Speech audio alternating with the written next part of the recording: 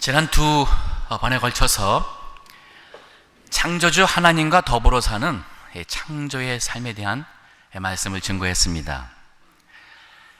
창조, 전능의 하나님이시기에 우리는 그분을 믿는 신앙인의 삶을 살 수 있고, 그 창조하시는 하나님의 과정 속에 보여주신 질서 그리고 원칙을 통하여서 우리도 하나님의 통치를 받을 때의 질서의 삶을 살 수가 있고, 그 하나님께서 바로 모든 생명을 만드신 것을 보며 생명의 근원 되신 하나님과 더불어 생명의 삶을 살자고 했습니다.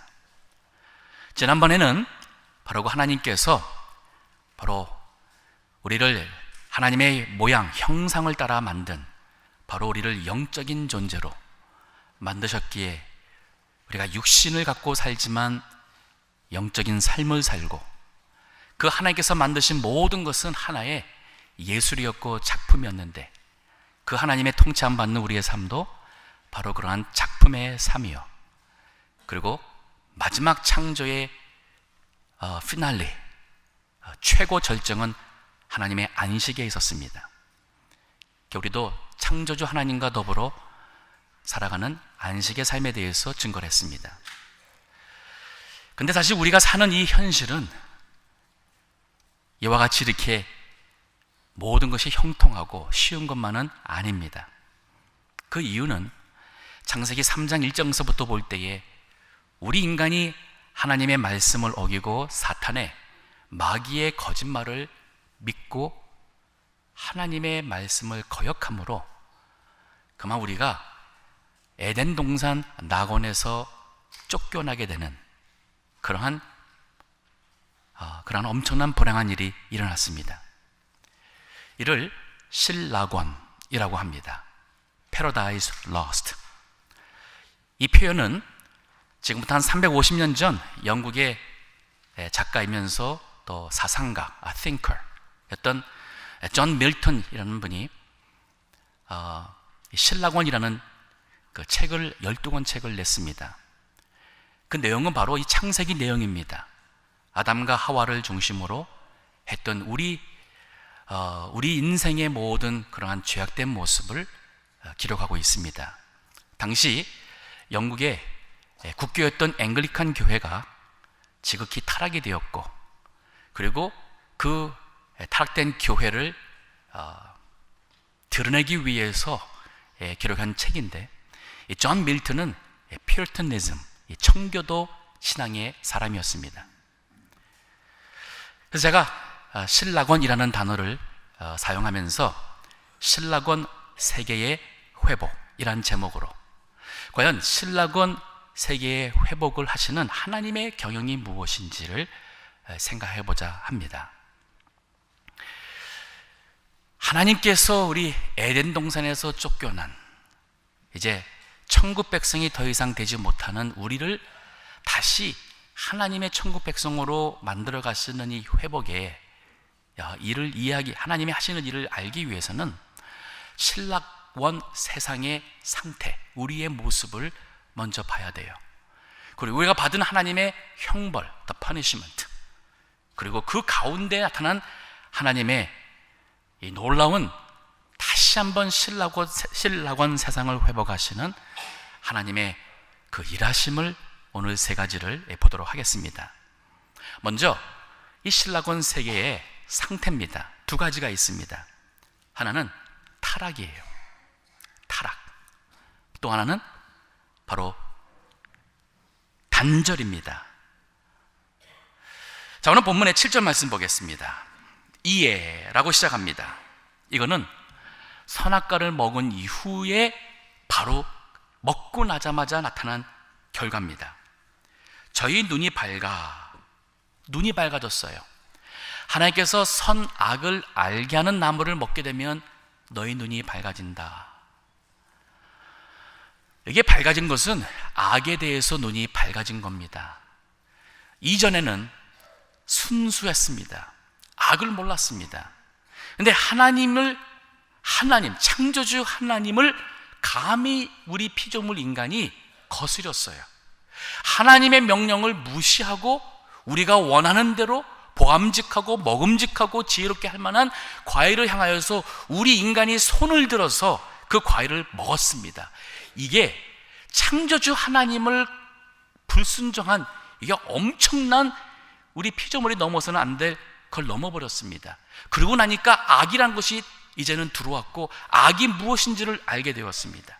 눈이 열렸다는 것은, 눈이 밝았다는 것은 바로 이제 우리의 그 하나님이 만들었던 선하고 착했던 모습에서 악이 들어왔습니다. 악에 대해 눈이 들어왔어요. 그리고는 자기들의 몸이 벗은 줄을 알고, 자기들의 몸이라 그랬으니까 아담의 입장에서는 내 몸이 벗어진 것을 보았습니다. 그리고 옆에 있는 여자가 벗은 것을 보았습니다. 여자도 마찬가지였습니다. 자기 몸이 벗은 것, 그리고 옆에 있는 남자가 벗은 것을 보았어요. 그리고 행한 것이 뭔가요?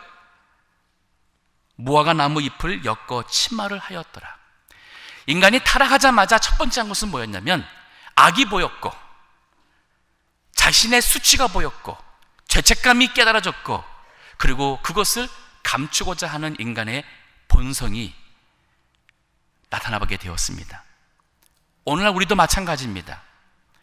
우리는 내가 생각하고 있는 것 다른 사람이 다 아는 거 원치 않습니다. 내 마음에 있는 거짓과 더러운 욕심과 모든 것 사람들이 아는 거 원치 않습니다.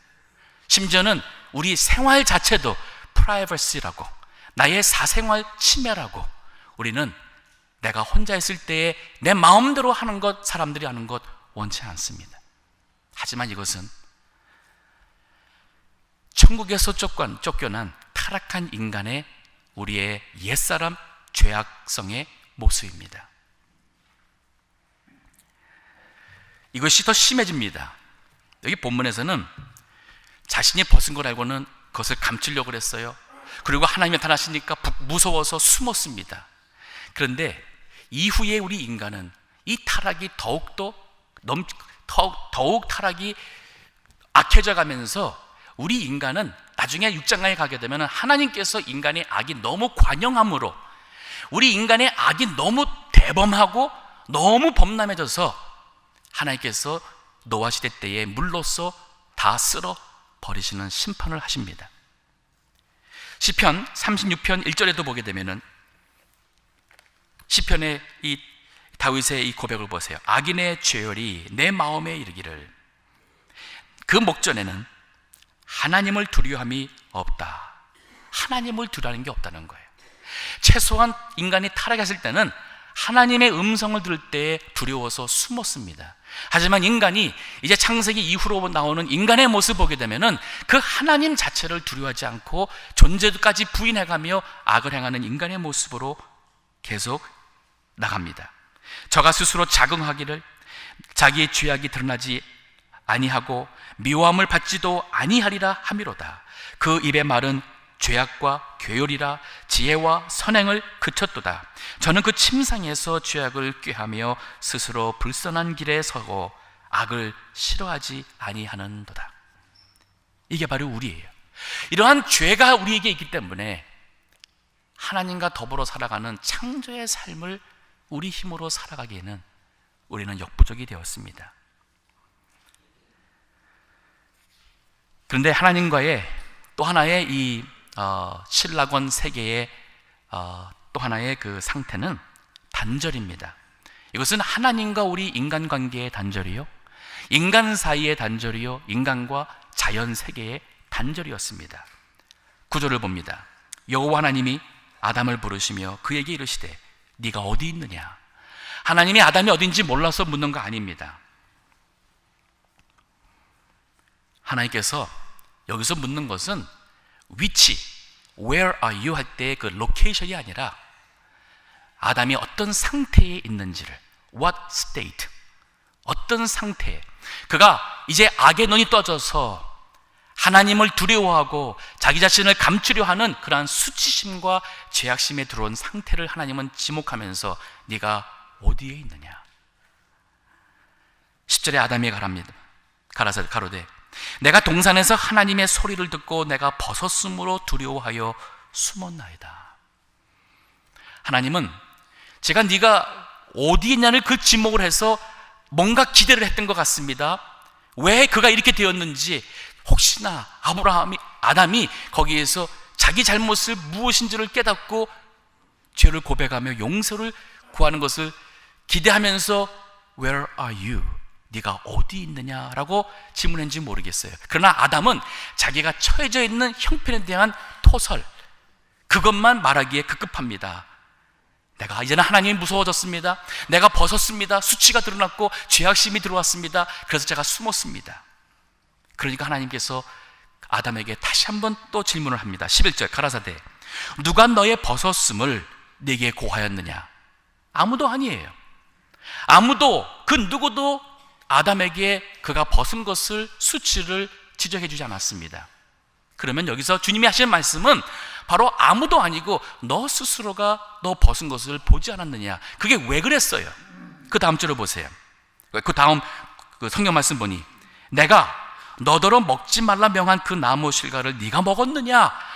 하나님께서 아예 답을 주셨어요. 네가 왜 이러한 상태에 왔는지를 아담이 아직도 깨닫지 못하니까 내가 네게 명한, 먹지 말라 명한 그 나무 실과를 네가 먹었느냐? 자, 이 정도쯤 나오면은 우리 같으면 어떻게 돼요? 하나님, 제가 먹었습니다. 제가 잘못했습니다. 이게 나온 것이 참 바람직했고, 만약에 그렇게 했었다면 과연 이 에덴 동산에서 어떤 일이 일어났을까? 과연 하나님께서 그들을 용서하고 그들을 다시 에덴 동산에 살게 하셨을까? 근데 그 다음 줄을 보세요.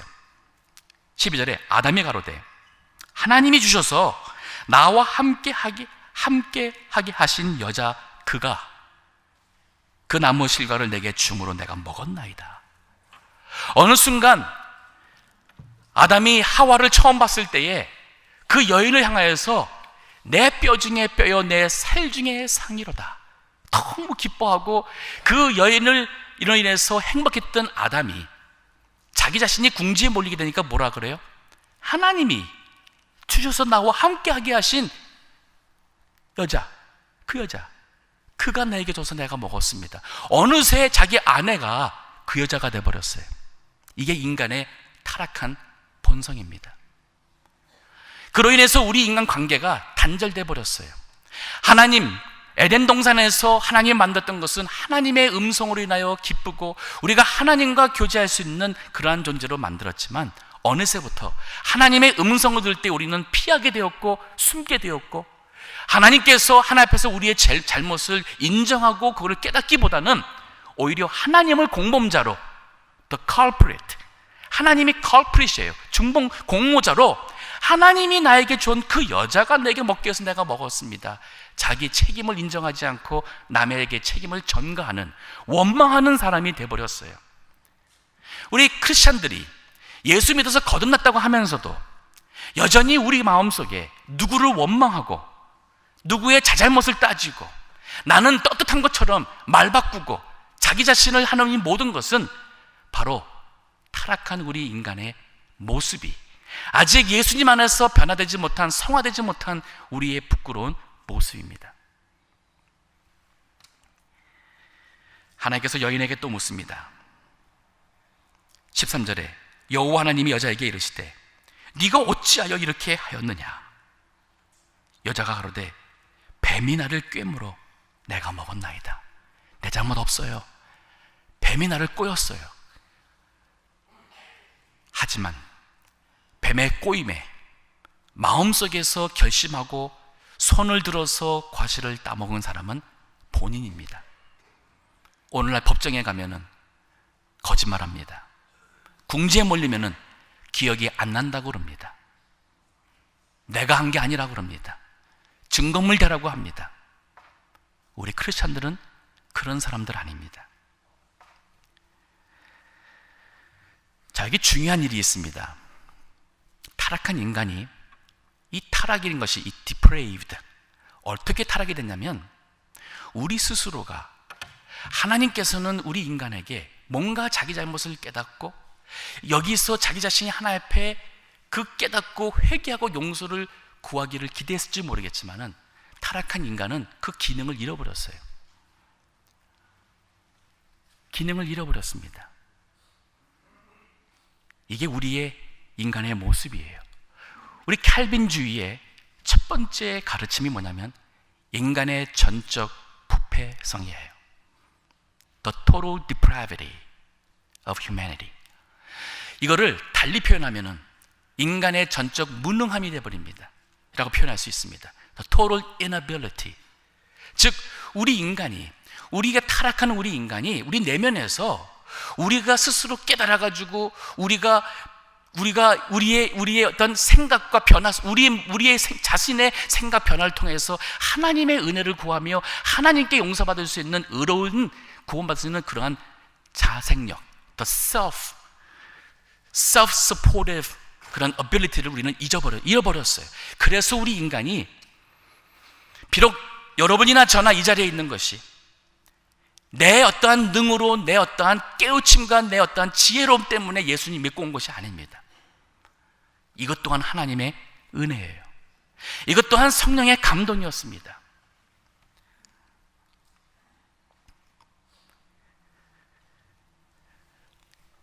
그래서 우리는 정말 하나님의 은혜가 아니면 아무도 아닌 존재고 주 앞에 나올 수 없는 존재임을 깨달아야 됩니다. 제가 목회하면서 정말 포기했던 분이 계십니다. 제가 볼 때는 정말 그분은 구제불능이었고 한 10여 년을 그분을 구원하고자 교회를 인도하고자 노력하다가 나중에는 이런 생각이 들었어요. 택자가 있고 불택자가 있다는데 저 사람은 정말 불택자인가 보다. 어쩌면 저렇게 깨닫지 못하고 어쩌면 저렇게도 마음이 강팍할까. 근데 그분이 70이 넘으셨는데 70 중반쯤에 병이 걸렸습니다.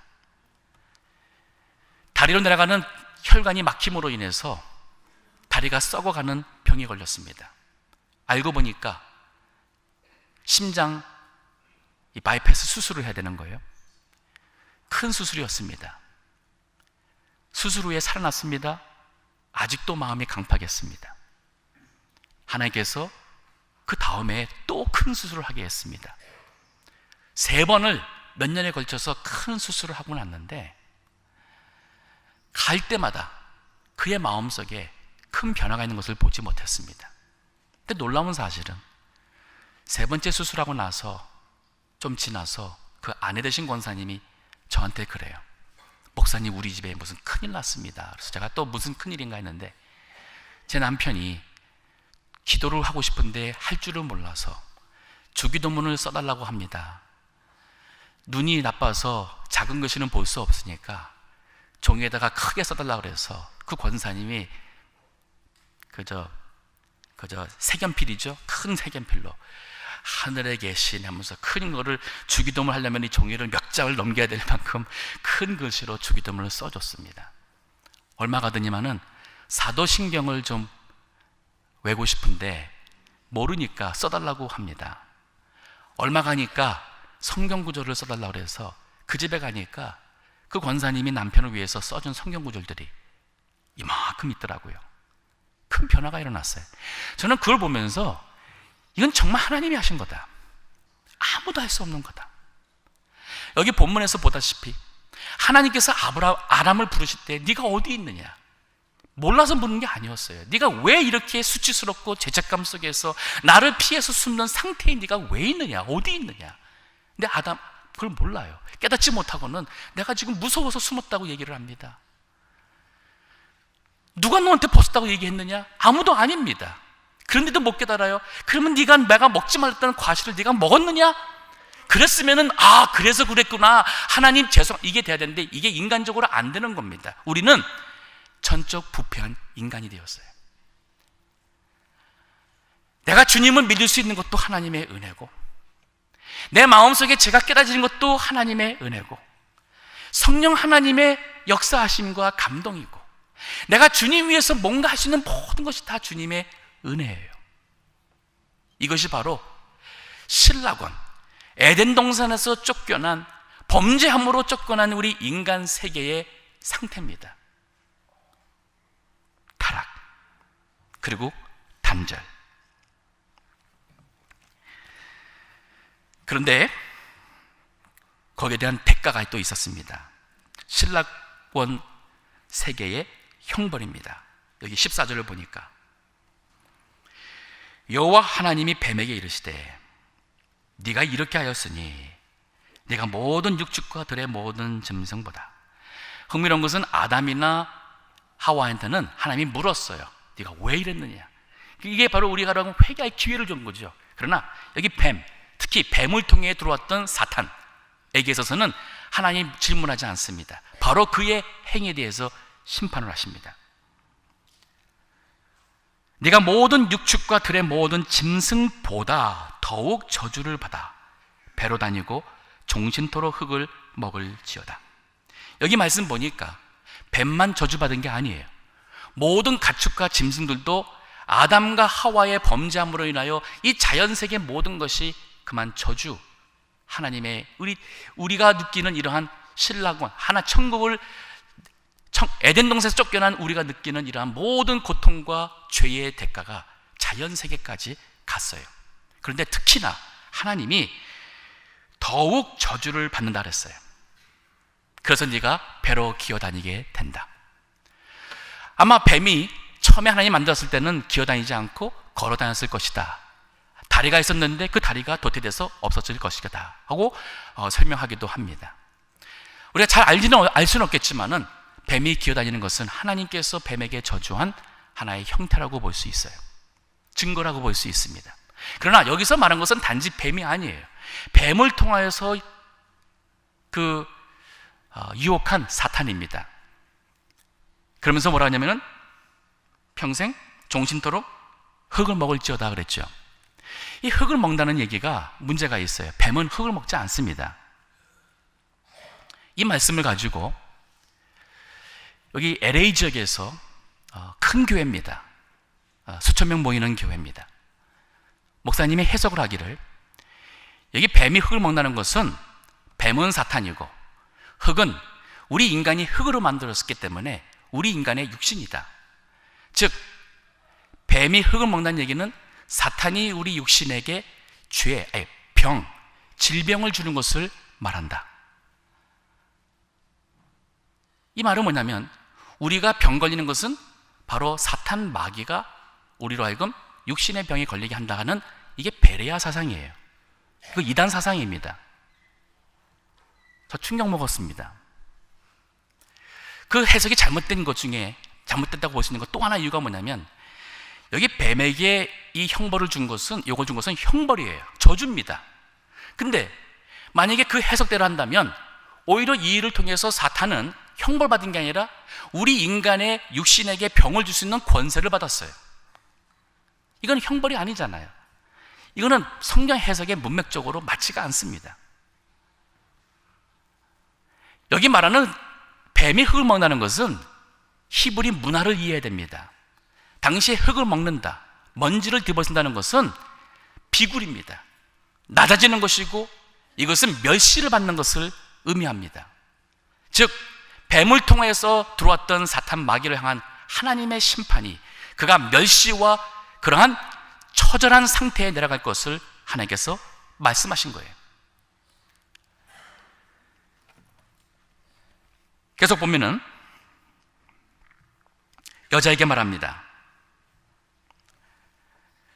우리 신라곤 세계의 형벌이 바로 고통인데 이 고통과 피곤이 나오는데 16절에 또 여자에게 이르시되 내가 네게 잉태하는 고통을 크게 더하리니 네가 수고하고 자식을 낳을 것이며. 자, 잉태하는 고통을 크게 더한다는 거 보니까 잉태하는 자체가 고통이 아예 없었던 것은 아니었어요. 우리 타락하기 이전에 하나님께서 우리 인간에게 또 모든 짐승에게 생육하고 번성하고 땅에 충만하라는 복을 줬습니다. 그 잉태라는 것은 어느 정도의 고통이 있었어요. 근데 여기서 고통을 크게 더한다 그랬어요. 아마 입덧한다든지 그 외의 모든 고통이 이 이후로 오지 않았을까. 더 나아가서는 네가 수고하고 자식을 낳을 것이며 너는 남편을 사모하고 남편은 너를 다스릴 것이니라. 여인의 삶이 피곤해졌습니다. 자식을 낳는 것이 축복이었는데 그 축복 자체가 바로 고통이었고 수고였습니다. 남편을 사모한다는 얘기는 이 사모한다는 말은 없는 자가 있는 자를 사모합니다. 가난한 자가 부한 자처럼 되고 싶어 부자를 사모합니다. 약한 자는 강한 자를 사모하고 낮은 자는 높은 자를 사모하게 되어 있어요. 즉 남자와 여자 관계 가운데서도 갈등이 생겼습니다. 남자는 여자를 다스리라는, 이게 바로 가정의 질서입니다. 세상 살아가는 데서 하나님이 질서를 주었습니다. 두 사람이 부부가 사는 데 있어서도 질서가 없이는 인간은 서로 화목할 수 없는 그러한 존재가 되어버렸어요. 그래서 하나님께서 여자의 머리로 남자를 세웠어요. 그런데 여자는 남자를 사모하는 거예요. 남자에게 있는 그 권위를 사모하고 남자같이 되고 싶어하는 것을 사모합니다. 그래서 축구가 남자들이 하던 게임이었는데 어느 때부터 왜 남자만 하느냐, 여자도 축구할 수 있다. 복싱 남자가 하는 거였는데 왜 남자만 복싱하느냐, 여자도 복싱할 수 있다. 정치인은, 대통령은 왜 남자만 하느냐, 여자도 할 수 있다. 지금 이 시대가 그게 하고 있잖아요. 이게 결국은 우리 인간에게 주신 하나님의, 우리 타락한 인간이 받는 이 타락한 세계에, 우리 세계 사는 우리가 받는 형벌이 하나예요. 고통입니다. 수고입니다. 피곤입니다. 더 나가서 17절에 보니까 아담에게 이르시되 네가 네 아내의 말을 듣고 내가 너더러운 먹지 말라 한 나무 제가를 먹었은즉 땅은 너로 인하여 저주를 받고 너는 종신토록 수고하여야 그 소산을 먹으리라. 하나님께서 1장에 보게 되면은 에덴 동산에 아담을 놓고서는 동산 모든 나무의 실과를 네가 마음껏 임의로 먹으라 그랬었어요. 축복이었습니다. 근데 이제는 수고를 해야지만 먹을 수 있도록 하였어요. 근데 자연과의 관계도 단절되니까 18절에 보니 땅이 내게 가시덤불과 엉겅퀴를 낼 것이라. 아마 하나님이 처음 창조했을 때는 가시덤불, 엉겅퀴가 없었던 것 같아요. 근데 어느 때부턴가 이 잡초들이 땅에 수고하며 농사하는 아담에게 더 힘들게 합니다. 너의 먹을 것은 밭의 채소인즉 너는 얼굴에 땀을 흘려야 식물을 먹고 그랬습니다. 우리 시편 127편 1절 2절에 보더라도 하나님이 성을 세우지 않으면, 하나님이 집을 세우지 않으면 집을 지키는 자가 되려나? 한번 읽어주세요. 여호와께서 집을 세우지 아니하시면 세우는 자의 수고가 헛되며 여호와께서 성을 지키지 아니하시면 파수꾼의 경성함이 허사로다. 그 다음 절 2절 너희가 일찍이 일어나고 늦게 누우며 수고의 떡을 먹음이 헛되도다. 그러므로 여호와께서 그 사랑하시는 자에게 잠을 주시는도다. 일찍 일어나고 늦게 누우며 수고의 떡을 먹는 것이 헛되다. 우리가 집을 세우고 성을 지키려고 밤이 새도록 파수꾼을 세워도 여호와께서 세우지 아니하시고 지켜주지 아니하시면 우리의 모든 것이 다 헛되다 그랬어요. 이게 인생입니다. 그러니까 우리가 어떻게 하면 이 창조의 하나님, 우리를 만드신 창조의 하나님이 의도했던 그러한 창조의 삶을 살 수 있느냐? 결국은 하나님, 여호와 하나님께 돌아가지 않으면 이게 불가능해져 버렸어요.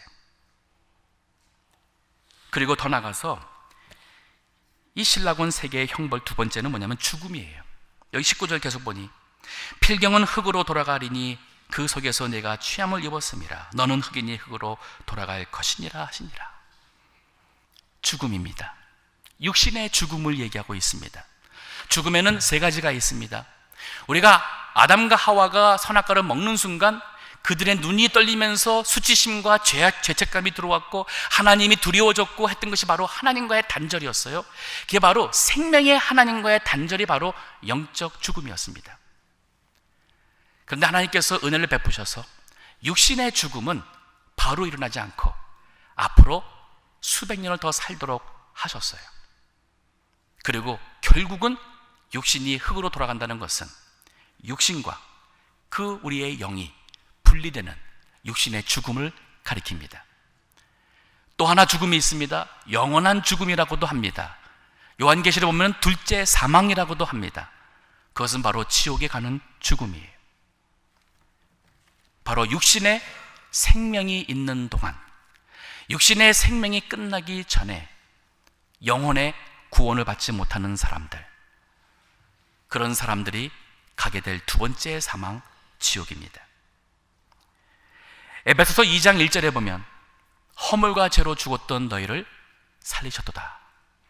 우리는 허물과 죄로 죽은 상태로 태어납니다. 아까 말했던 바로 그 목사님 경우에 이 원죄를 아담과 하와가 지었던 첫 죄라고 얘기를 하더라고요. The first sin. 원죄가 순서의 문제가 아닙니다. 원죄는 죄의 상태예요. 에덴 동산에서 하나님이 명한 말씀을 어기게 됨으로써 모든 인간에게 결과적으로 오게 된 죄의 상태입니다. The state of sin. 그렇기 때문에 그 후로 태어나는 모든 인간은 죄의 상태로 태어나기 때문에 어린 아이가 무슨 죄를 범했기 때문에 태어나자마자 죄인이라고 하는 게 아니에요.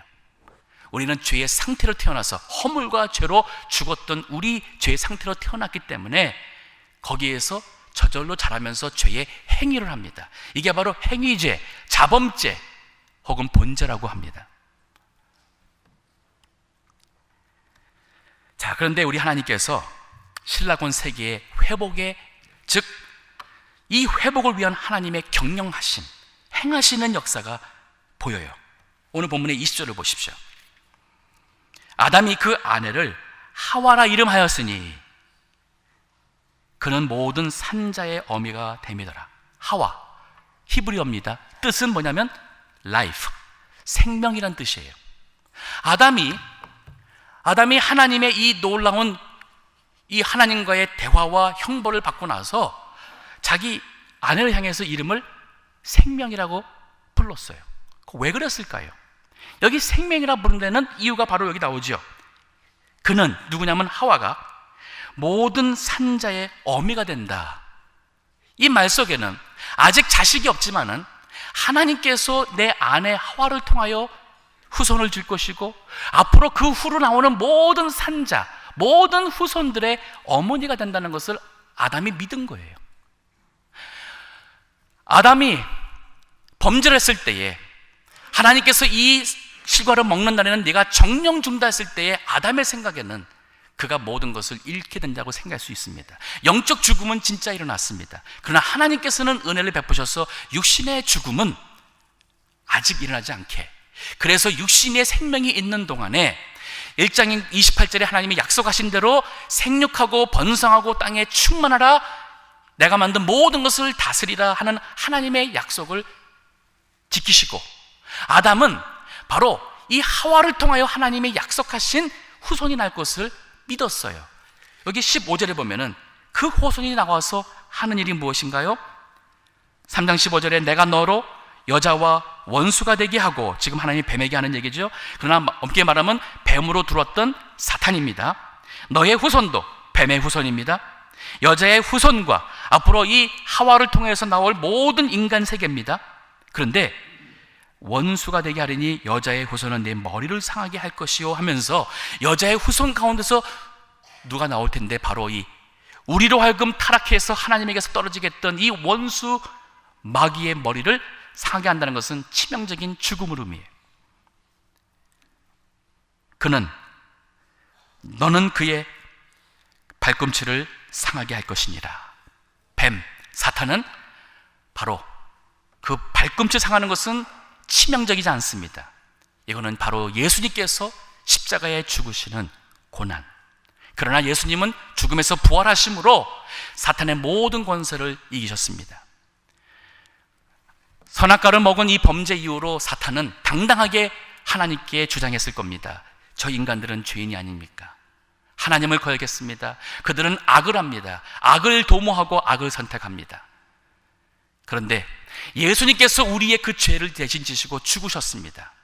그래서 예수님 안에서 우리의 죄가, 정죄가 없어지게 되었는데, 죽음에서 다시 부활하심으로써 생명의 주가 되시고 사망의 권세를 이기심으로써 바로 예수 그리스도 안에서 우리가 바로 생명의 백성으로 생명, 영생을 얻는 놀라운 은혜를 갖게 된 거예요. 바로 아담이 그 아내를 하와라 이름했던 것은 아담이 바로 하나님을 믿었던 그 첫 믿음의 행위라고 볼 수 있어요. 너무 귀합니다. 그 믿음의 행위. 그 다음 절 보세요. 여호와 하나님이 아담과 그 아내를 위하여 가죽옷을 지어 입히시니라. 순서적으로 보더라도 아담이 하와를 생명이라 하나님께서 약속하신 것을, 그 하나님의 그 은혜와 약속을 믿는 그 믿음으로 생명에 대한 소망을 갖는 고백을 했는데, 그 다음 순간 하나님께서 아담과 하와를 위해서 가죽옷을 입혀줬습니다. 범죄하고 나서 우리 인간은 자신의 수치와 그러한 죄책감을 감추기 위해서 우리가 스스로 무화과 나무 잎사귀로 우리 자신을 가렸습니다. 하지만 해가 뜨면 마르게 되고 바람이 불면 깨져서 나갑니다. 마치 우리가 우리 자신의 거짓과 죄를 숨기려고 거짓말하는 것 같습니다. 경건한 척하는 것 같습니다. 아무리 우리가 선행을 하고 아무리 우리가 종교심한다 한들 우리는 우리의 수치와 우리의 죄를 우리는 감출 수가 없는 인간이에요. 근데 하나님께서는 가죽옷을 입혔어요. 소를 죽였는지 양을 죽였는지 어느 애매한 짐승이 이로 인해서 죽었고 피를 흘렸습니다. 그러나 그 가죽옷은 비가 불어도, 아니 바람이 불어도, 비가 와도, 햇빛이 떠도 이 가죽옷은 마르지가 않습니다. 우리 인간의 수치를 덮어주는 것뿐 아니라 이 가죽옷은, 피를 흘림으로 든 것은 바로 우리가 앞으로 신약, 성경, 구약과 신약 전체에 나오는 앞으로 우리 예수님께서 십자가에서 우리 죄를 위하여 흘리시는 그 피에 대한 대속, 또 리뎀션, 그 대속의 피에 바로 원조가 되는 거예요. 첫 번째, 하나님이 친히 우리 인간의 죄를 속하기 위해서, 덮어주기 위해서 짐승의 피를 흘리시고 그 가죽으로 옷을 입혀준 이 사건은 바로 이때부터도 하나님은 죄로 범죄함으로 인해서 낙원에서 쫓겨날 수밖에 없는 인간이고 쫓겨난 인간이지만 하나님은 여기에서 우리에게 소망을 주셨습니다. 생명의 소망과 그리고 하나님의 약속을 믿는 믿음을 근거로 짐승의 피가, 다른 생명의 피가 그들의 죄를 덮어주는 것을 보여주셨어요. 이게 바로 복음입니다. 예수 그리스도의 십자가의 피. 요한복음 4장 13절 14절을 보게 되면 사마리아 여인이 얼마나 죄가 많았습니까? 세상에 목마름을 위해서 물 길러 왔습니다. 근데 예수님이 그 여인에게 말해요. 이 물을 먹는 자는 다시 목마르려니와 내가 주는 물을 먹는 자는 영원히 목마르지 아니하리니 내가 주는 물은 그 속에서 영원토록 솟아나는 샘물이 되리라. 예수님이 주시는 이 생명, 이 생명의 물, the water of living life, 이 생명의 물은 아담이 하나님의 약속을 믿고 아내를 생명이라 이름하면서 그 생명에 대한 소망과 기대를 가졌는데, 예수 그리스도 안에 있는 이 생명은 우리 속에서 영원히 솟아나는 샘물과 같은 영혼으로 이루어지는 구원의 샘물이 된다는 것이에요. 말씀을 정리합니다. 우리는 범죄함으로 인해서 타락해지고 하나님과 인간 사이가 자연 사이에서의 단절이 된 이러한 험악한 피곤하고 어려운 세상에 사는 것은 맞습니다. 더 나아가서 우리는 고통 가운데 살다가 결국은 죽을 수밖에 없는 그러한 존재인 것 맞습니다. 그런데 하나님은 우리를 사랑하시고 우리를 구원하시고자 하나님께서는 그 재창조의 역사를 그리스도 안에서 완성하십니다. 아까 제가 서론에서 말했던 존 밀턴이 몇 년 후에 쓴 책이 또 하나 있습니다. 그 책의 제목은 Paradise Regained예요. 즉 낙원 회복이라는 책입니다. 그 책에서는 예수 그리스도가 주인공으로 나오고 사탄이 주인공으로 나옵니다. 예수님이 사탄의 권세를 이기시고 시험을 이기시고 승리하심으로 우리 모두 인간에게 타락함으로 인해서 이 죄 가운데 살다가 죽을 수밖에 없는 우리 소망 없는 자들에게 바로 예수님 안에서 새 생명, 영생과 하나님이 원하시는 창조의 삶을 살 수 있는 그 은혜를 주십니다. 예수님 믿고 붙잡고 예수님을 인하여 영생으로 들어가는 천국 백성 되시기를 간절히 기도합니다. 기도하겠습니다.